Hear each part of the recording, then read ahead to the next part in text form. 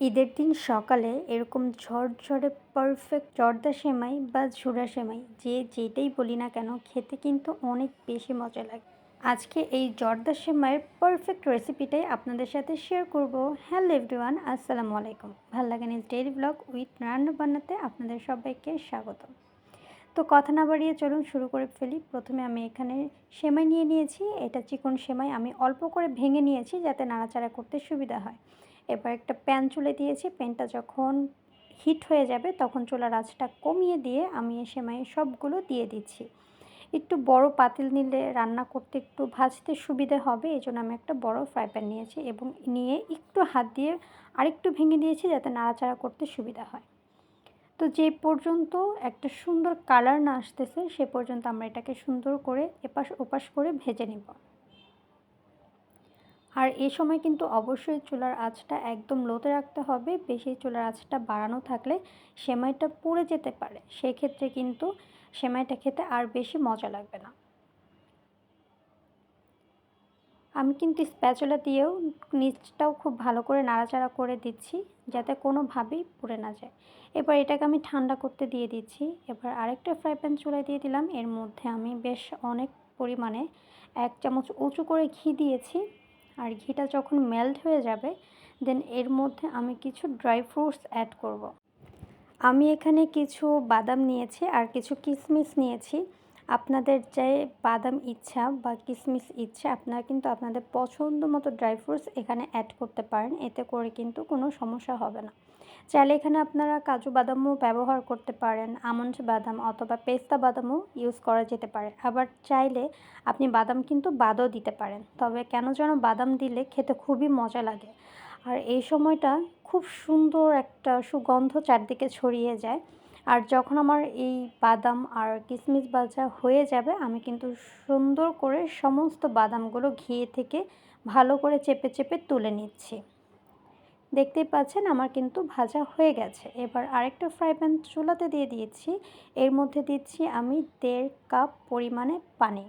একদম 1.5 কাপ পরিমাণ পানি। আমি এখানে 200 গ্রাম নিয়েছি সেমাই আর সেজন্য নিয়েছি 1.5 কাপ পরিমাণে পানি আর চিনি দিচ্ছি 1 কাপ আর অল্প একটু। আপনাদের ইচ্ছা মতো আপনারা চিনিটা অ্যাড করতে পারেন, কারণ মিষ্টিটা আসলে ব্যালেন্সটা নিজেরই করতে হয়।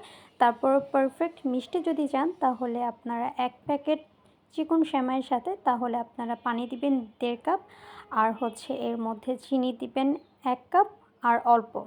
আর যখন পানিটা বলক উঠে গেছে এর মধ্যে আমি 2টা তেজপাতা দিয়েছি আর দিয়েছি সামান্য একটু লবণ। লবণ দিলে মিষ্টিটা একটু ব্যালেন্স লাগে, সেজন্য আমি অ্যাড করেছি। আপনারা চাইলে লবণটা স্কিপও করতে পারেন। দেন যখন বলক এসে পড়বে পানিতে আমি যে সুন্দর করে ভেজে রেখেছিলাম সেমাইটা, এবার সেমাইটা দিয়ে দিচ্ছি। আলতো হাতে দিয়ে খুব একটা বেশি নাড়াচাড়া করা যাবে না।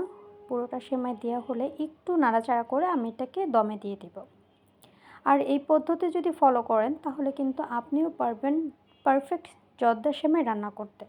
অনেকে আবার এটাকে ঝুরা সেমাই বলে, অনেকে আবার এটাকে নারিকেল সেমাই বলে, যার যেটা ইচ্ছা সে সেটাই বলে। তবে আমি এটাকে জর্দা সেমাই বলি।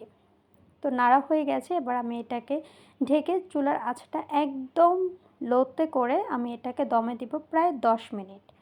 ফিরে এলাম 10 মিনিট পর। দেখতেই পাচ্ছেন একদম সফট হয়ে যাচ্ছে আর পানিটাও কিন্তু একদম ব্যালেন্স ঠিকঠাক মতো আছে।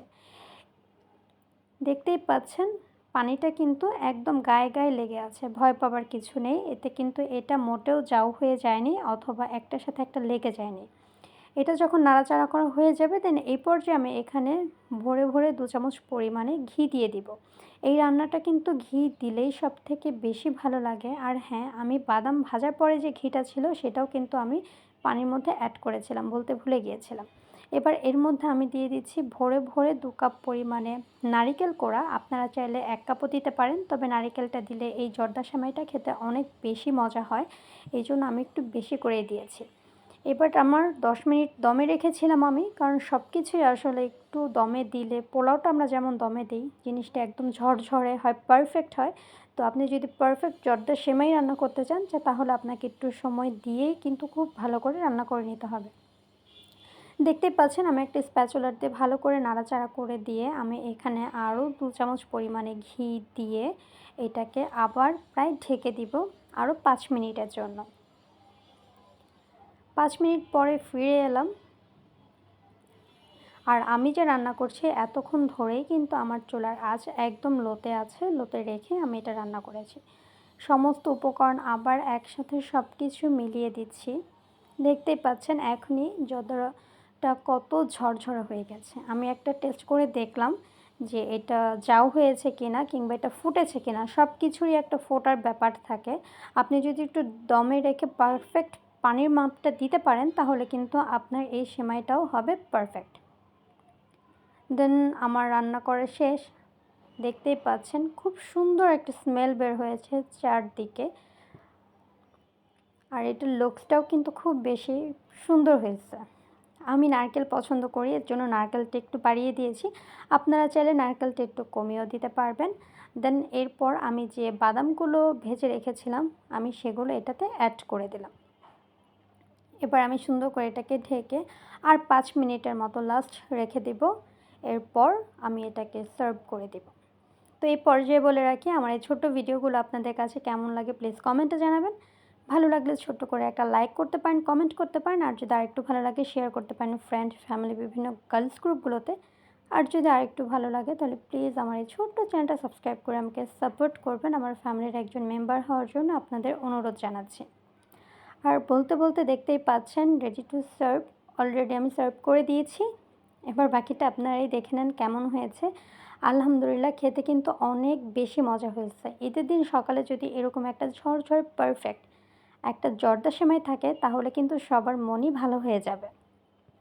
আর যদি এই সেমাইটা বাসার সবাই পছন্দ করে তাহলে তো কোনো কথাই নেই। আমার এই রেসিপিটা আপনারা যদি ফলো করে এরকম জর্দা সেমাই বাসাতে তৈরি করেন তাহলে কিন্তু আমাকে মেনশন করতে ভুলবেন না।